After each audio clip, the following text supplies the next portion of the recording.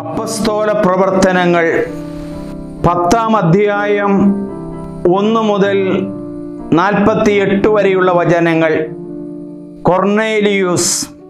കേസറിയായിൽ കൊർന്നേലിയൂസ് എന്നൊരുവൻ ഉണ്ടായിരുന്നു. അവൻ ഇത്താലിക്കെ എന്ന് വിളിക്കപ്പെടുന്ന സൈന്യ വിഭാഗത്തിലെ ഒരു ശതാധിപനായിരുന്നു. അവനും കുടുംബവും ദൈവഭയവും ഭക്തിയുമുള്ളവരായിരുന്നു. അവൻ ജനങ്ങൾക്ക് ഉദാരമായി ദാനധർമ്മം ചെയ്യുകയും ദൈവത്തോട് നിരന്തരം പ്രാർത്ഥിക്കുകയും ചെയ്തു പോന്നു. ഒരു ദിവസം ഏതാണ്ട് 9-ാം മണിക്കൂറിൽ കൊർന്നേലിയൂസ് എന്ന് വിളിച്ചുകൊണ്ട് ഒരു ദൈവദൂതൻ ആഗതനാകുന്നത് ഒരു ദർശനത്തിൽ അവൻ വ്യക്തമായി കണ്ടു. ഭയവിഹലനായി ഉറ്റുനോക്കിക്കൊണ്ട് അവൻ ചോദിച്ചു, പ്രഭോ, ഇതെന്താണ്? ദൂതൻ പറഞ്ഞു, നിന്റെ പ്രാർത്ഥനകളും ദാനധർമ്മങ്ങളും ദൈവസന്നിധിയിൽ നിന്നെ അനുസ്മരിപ്പിച്ചിരിക്കുന്നു. യോപ്പായിലേക്ക് ആളയച്ച് പത്രോസ് എന്ന് വിളിക്കപ്പെടുന്ന ശിമയോനെ വരുത്തുക. അവൻ കടൽ തീരത്ത് താമസിക്കുന്ന തുകൽ പണിക്കാരൻ ശിമയോന്റെ വീട്ടിലുണ്ട്. തന്നോട് സംസാരിച്ച ദൂതൻ പോയപ്പോൾ അവൻ തൻ്റെ 2 ഭൃത്യന്മാരെയും അംഗരക്ഷകരിൽപ്പെട്ട വിശ്വസ്തനായ ഒരു പടയാളിയെയും വിളിച്ചു.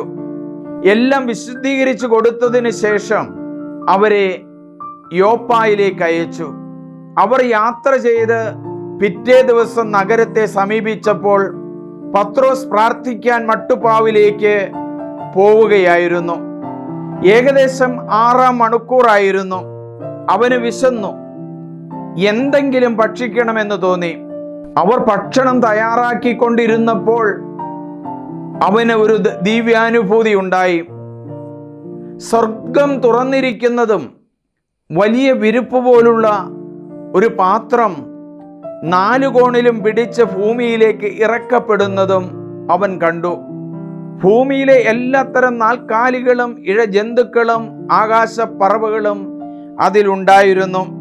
ഒരു സ്വരവും അവൻ കേട്ടു, പത്രോസേ, എഴുന്നേൽക്കുക, നീ ഇവയെ കൊന്നു ഭക്ഷിക്കുക. പത്രോസ് പറഞ്ഞു, കർത്താവേ, ഒരിക്കലുമില്ല. മലിനമോ അശുദ്ധമോ ആയ ഒന്നും ഞാൻ ഒരിക്കലും ഭക്ഷിച്ചിട്ടില്ല. രണ്ടാമതും അവൻ ആ സ്വരം കേട്ടു, ദൈവം വിശുദ്ധീകരിച്ചവ മലിനമെന്ന് നീ കണക്കാക്കരുത്. 3 പ്രാവശ്യം ഇങ്ങനെ സംഭവിച്ചു. ഉടൻ തന്നെ പാത്രം ആകാശത്തേക്ക് എടുക്കപ്പെടുകയും ചെയ്തു. താൻ കണ്ട ദർശനത്തിന്റെ അർത്ഥം എന്തെന്ന് പത്രോസ് സംശയിച്ചു നിൽക്കുമ്പോൾ കൊർന്നേലിയൂസ് അയച്ച ആളുകൾ ശിമയോന്റെ വീട് അന്വേഷിച്ച് പടിവാതിക്കൽ നിൽപ്പുണ്ടായിരുന്നു.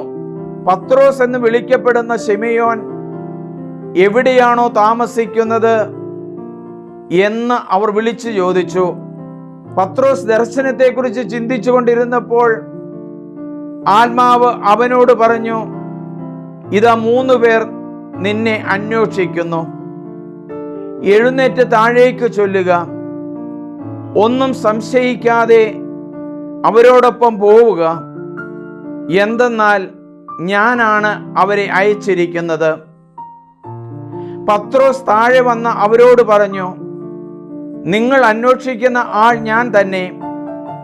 നിങ്ങൾ വന്നതിൻ്റെ ഉദ്ദേശ്യമെന്ത്?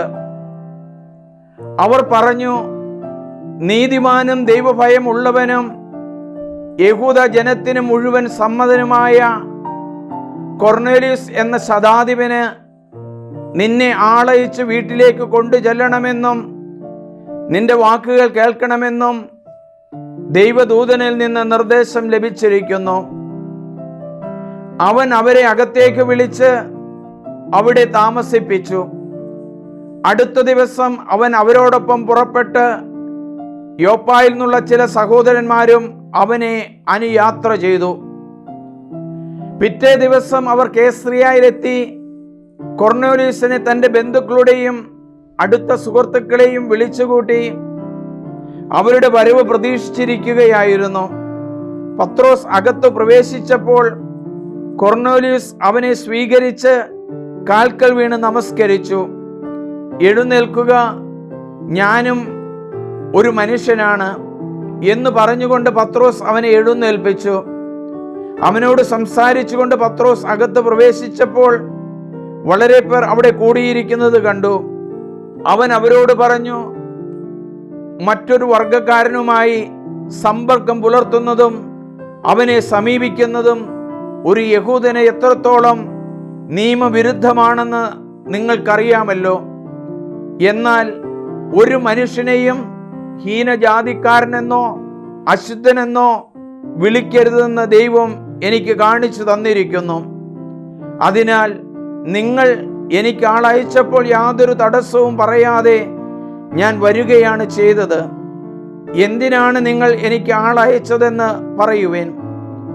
കൊർന്നേലിയസ് മറുപടി പറഞ്ഞു, 4 ദിവസം മുമ്പ് ഈ സമയത്ത് വീട്ടിൽ വച്ച് ഞാൻ 9-ാം മണിക്കൂറിലെ പ്രാർത്ഥന നടത്തുകയായിരുന്നു. പെട്ടെന്ന് തിളങ്ങുന്ന വസ്ത്രങ്ങൾ അണിഞ്ഞ ഒരാൾ എൻ്റെ മുമ്പിൽ പ്രത്യക്ഷപ്പെട്ടു. അവൻ പറഞ്ഞു, കൊർന്നേലിയസേ, ദൈവസന്നിധിയിൽ നിന്റെ പ്രാർത്ഥനകൾ എത്തുകയും ദൈവം നിന്റെ ദാനധർമ്മങ്ങൾ അനുസ്മരിക്കുകയും ചെയ്തിരിക്കുന്നു. അതുകൊണ്ട് യോപ്പായിലേക്ക് ആളയച്ച് പത്രോസ് എന്ന് വിളിക്കപ്പെടുന്ന ശിമയോനെ വരുത്തുക. കടൽ തീരത്ത് തുകൽ പണിക്കാരനായ ശിമയോന്റെ വീട്ടിലാണ് അവൻ താമസിക്കുന്നത്. അതുകൊണ്ട് നിന്നെ വിളിക്കാൻ ഞാൻ ഉടനെ ആളയച്ചു. നീ സൗമനസ്യത്തോടെ ഇവിടെ വരികയും ചെയ്തു. കർത്താവ് നിന്നോട് ആജ്ഞാപിച്ചിട്ടുള്ളതെല്ലാം കേൾക്കാൻ ഇതാ ദൈവസന്നിധിയിൽ ഞങ്ങളെല്ലാവരും സന്നിഹിതരായിരിക്കുന്നു. പത്രോസിന്റെ പ്രസംഗം. പത്രോസ് അവരോട് സംസാരിച്ചു തുടങ്ങി. സത്യമായും ദൈവത്തിന് പക്ഷപാതമില്ലെന്നും അവിടുത്തെ ഭയപ്പെടുകയും നീതി പ്രവർത്തിക്കുകയും ചെയ്യുന്ന ആരും ഏതു ജനതയിൽപ്പെട്ടവനായാലും അവിടുത്തേക്ക് സ്വീകാര്യനാണെന്നും ഞാൻ സത്യമായി അറിയുന്നു. സമാധാനത്തിന്റെ സദ്വാർത്ത സകലത്തിൻ്റെയും കർത്താവായ യേശുക്രിസ്തുവിലൂടെ വിളംബരം ചെയ്തുകൊണ്ട് തൻ്റെ വചനം അവിടുന്ന് ഇസ്രായേൽ മക്കൾക്ക് നൽകി. യോഹന്നാൻ പ്രസംഗിച്ച സ്നാനത്തിനു ശേഷം ഗലീലയിൽ ആരംഭിച്ച് യൂദയ മുഴുവനും സംഭവിച്ച കാര്യങ്ങൾ നിങ്ങൾക്ക് അറിവുള്ളതാണല്ലോ. നസ്രായനായ യേശുവിനെ പരിശുദ്ധാത്മാവിനാലും ശക്തിയാലും ദൈവം എങ്ങനെ അഭിഷേകം ചെയ്തുവെന്നും അവൻ എപ്രകാരം നന്മ പ്രവർത്തിച്ചുകൊണ്ട് പിശാചിനാൽ പീഡിപ്പിക്കപ്പെട്ടവരെ സുഖപ്പെടുത്തിക്കൊണ്ടും ചുറ്റി സഞ്ചരിച്ചുവെന്നും നിങ്ങൾക്കറിയാം. ദൈവം അവനോടുകൂടെ ഉണ്ടായിരുന്നു. യഹൂദന്മാരുടെ ദേശത്തും ജെറൂസലേമിലും അവൻ ചെയ്ത എല്ലാ കാര്യങ്ങൾക്കും ഞങ്ങൾ സാക്ഷികളാണ്. അവർ അവനെ മരത്തിൽ തൂക്കിക്കൊന്നു. എന്നാൽ ദൈവം അവനെ 3-ാം ദിവസം ഉയർപ്പിക്കുകയും പ്രത്യക്ഷനാക്കുകയും ചെയ്തു.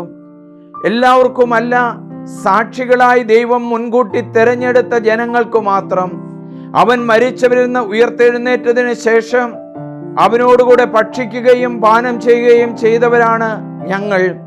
ജീവിച്ചിരിക്കുന്നവരുടെയും മരിച്ചവരുടെയും വിധികർത്താവായി ദൈവം നിയോഗിച്ചിരിക്കുന്നവൻ അവനാണ് എന്ന് ജനങ്ങളോട് പ്രസംഗിക്കാനും സാക്ഷ്യം വഹിക്കാനും ഞങ്ങൾക്ക് കൽപ്പന നൽകി.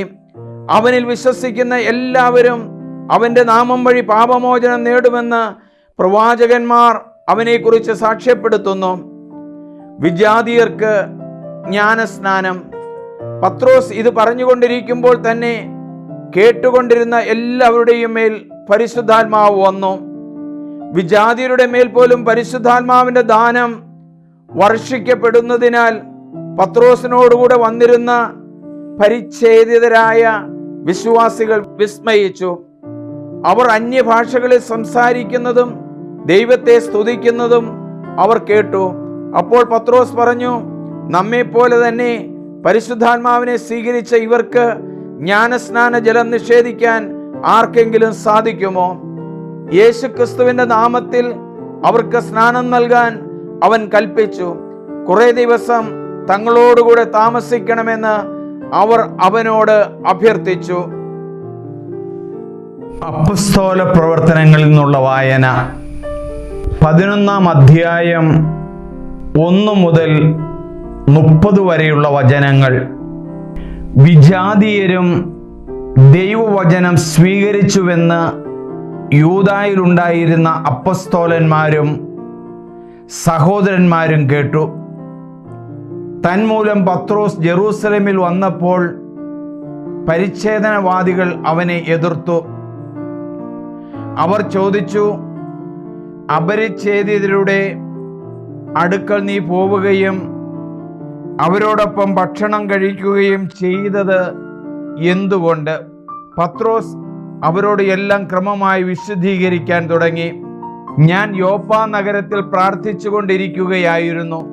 അപ്പോൾ എനിക്ക് ദിവ്യ അനുഭൂതിയിൽ ഒരു ദർശനമുണ്ടായി. സ്വർഗത്തിൽ നിന്ന് വലിയ വിരിപ്പ് പോലെ ഒരു പാത്രം 4 കോണിലും പിടിച്ച് ഇറക്കുന്നത് ഞാൻ കണ്ടു. അത് എൻ്റെ അടുത്ത് വന്നു. ഞാൻ സൂക്ഷിച്ചു നോക്കിയപ്പോൾ അതിൽ ഭൂമിയിലെ 4 കാലികളെയും വന്യമൃഗങ്ങളെയും ഇഴജന്തുക്കളെയും ആകാശപ്പറവുകളെയും കണ്ടു. എന്നോട് സംസാരിക്കുന്ന ഒരു സ്വരം ഞാൻ കേട്ടു, പത്രോസേ, എഴുന്നേൽക്കുക, നീ ഇവയെ കൊന്നു ഭക്ഷിക്കുക. അപ്പോൾ ഞാൻ മറുപടി പറഞ്ഞു, കർത്താവേ, ഒരിക്കലുമില്ല.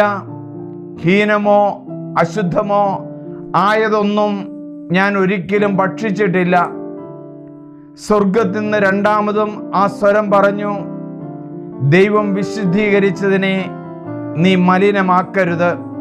3-ാം പ്രാവശ്യം ഇങ്ങനെ സംഭവിച്ചു. പിന്നീട് എല്ലാം സ്വർഗത്തിലേക്ക് തിരിച്ചെടുക്കപ്പെട്ടു. അപ്പോൾ തന്നെ കേസറിയയിൽ നിന്ന് എൻ്റെ അടുത്തേക്ക് അയക്കപ്പെട്ട 3 പേർ ഞാൻ താമസിച്ചിരുന്ന വീട്ടിലെത്തി. ഒരു സന്ദേഹവും കൂടാതെ അവരോടൊപ്പം പോകാൻ എനിക്ക് ആത്മാവിൻ്റെ നിർദ്ദേശമുണ്ടായി. ഈ 6 സഹോദരന്മാരും എന്നെ അനുയാത്ര ചെയ്തു. ഞങ്ങൾ ആ മനുഷ്യന്റെ വീട്ടിൽ പ്രവേശിച്ചു. തൻ്റെ ഭവനത്തിൽ ഒരു ദൂതൻ നിൽക്കുന്നതായി കണ്ടുവെന്നും അവൻ ഇങ്ങനെ അറിയിച്ചുവെന്നും അവൻ പറഞ്ഞു, നീ യോപ്പായിലേക്ക് ആളയച്ച് പത്രോസ് എന്ന് വിളിക്കപ്പെടുന്ന ശിമിയോനെ വരുത്തുക. നിനക്കും എൻ്റെ ഭവനത്തിനും മുഴുവനും രക്ഷ കിട്ടുന്നതിനുള്ള കാര്യങ്ങൾ അവൻ നിന്നോട് പറയും. ഞാൻ അവരോട് പ്രസംഗിക്കാൻ തുടങ്ങിയപ്പോൾ മുമ്പ് നമ്മുടെ മേൽ എന്നതുപോലെ തന്നെ അവരുടെ മേലും പരിശുദ്ധാത്മാവ് വന്നു. അപ്പോൾ ഞാൻ കർത്താവിൻ്റെ വാക്കുകൾ ഓർത്തു. യോഹന്നാൻ ജലം കൊണ്ട് സ്നാനം നൽകി, നിങ്ങളാകട്ടെ പരിശുദ്ധാത്മാവിനാൽ സ്നാനം നൽകും. നാം യേശുക്രിസ്തുവിൽ വിശ്വസിച്ചപ്പോൾ ദൈവം നമുക്ക് നൽകിയ അതേ ദാനം അവർക്കും അവിടെ നിന്ന് നൽകിയെങ്കിൽ ദൈവത്തെ തടസ്സപ്പെടുത്താൻ ഞാൻ ആരാണ്? ഈ വാക്കുകൾ കേട്ടപ്പോൾ അവർ നിശബ്ദരായി. ജീവനിലേക്ക് നയിക്കുന്ന അനുതാപം വിജാതീയർക്കും ദൈവം പ്രദാനം ചെയ്തിരിക്കുന്നു എന്ന് പറഞ്ഞുകൊണ്ട് അവർ ദൈവത്തെ മഹത്വപ്പെടുത്തി. സഭ അന്ത്യോക്യയിൽ എസ്തപാനോസിനെ സംബന്ധിച്ചുണ്ടായ പീഡനം നിമിത്തം ചിതറിക്കപ്പെട്ടവർ ഫിനീഷ്യ, സൈപ്രസ്, അന്ത്യോക്യ എന്നീ പ്രദേശങ്ങൾ വരെ സഞ്ചരിച്ചു. യഹൂദരോടല്ലാതെ മറ്റാരോടും അവർ വചനം പ്രസംഗിച്ചിരുന്നില്ല. അക്കൂട്ടത്തിൽ സൈപ്രസിൽ നിന്നും ക്രേനിയയിൽ നിന്നുമുള്ള ചിലർ ഉണ്ടായിരുന്നു.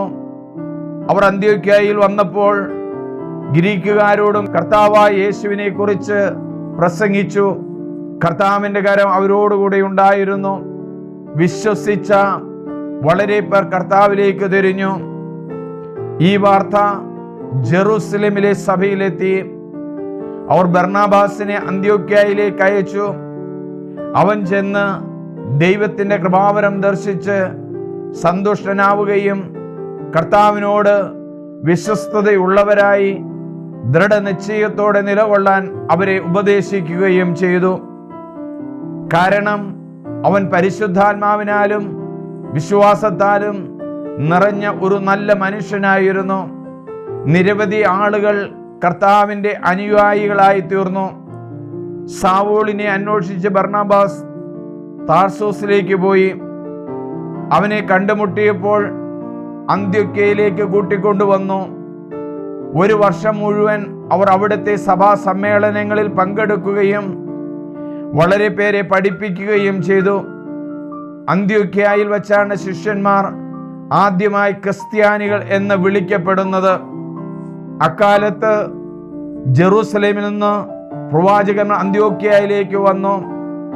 അവരിൽ ഹാഗാബോസ് എന്നൊരുവൻ എഴുന്നേറ്റ് ലോകവ്യാപകമായ ഒരു വലിയ ക്ഷാമം ഉണ്ടാകുമെന്നും പരിശുദ്ധാത്മാവിനാൽ പ്രചോദിതനായി പ്രവചിച്ചു. ക്ലാവുദിയൂസിന്റെ ഭരണകാലത്ത് ഈ ക്ഷാമമുണ്ടായി. ശിഷ്യരെല്ലാവരും തങ്ങളുടെ കഴിവനുസരിച്ച് യൂദായിൽ താമസിച്ചിരുന്ന സഹോദരന്മാർക്ക് ദുരിതാശ്വാസം എത്തിച്ചു കൊടുക്കാൻ തീരുമാനിച്ചു. ബർണബാസും സാവൂളും വഴി സഹായം ശ്രേഷ്ഠന്മാർക്ക് എത്തിച്ചു കൊടുത്തുകൊണ്ട് അവർ അത് നിർവഹിക്കുകയും ചെയ്തു. ഇത് കേൾക്കുന്ന എല്ലാവരും ഒരാൾക്കെങ്കിലും നിങ്ങൾ ഷെയർ ചെയ്യണം, സബ്സ്ക്രൈബ് ചെയ്യണം. ദൈവം നിങ്ങളെ അനുഗ്രഹിക്കട്ടെ.